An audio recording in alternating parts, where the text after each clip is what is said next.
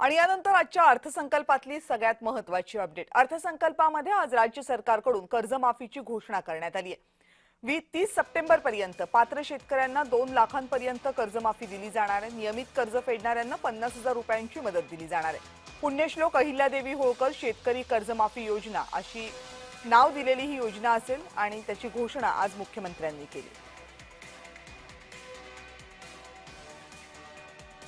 राज्यातील 30 सप्टेंबर 2025 रोजी पीक कर्ज थकीत असणाऱ्या पात्र शेतकऱ्यांना 2 लाख रुपयापर्यंत कर्जमाफी देणारी पुण्यश्लोक अहिल्यादेवी होळकर शेतकरी कर्जमाफी योजना मी आज जाहीर करत आहे।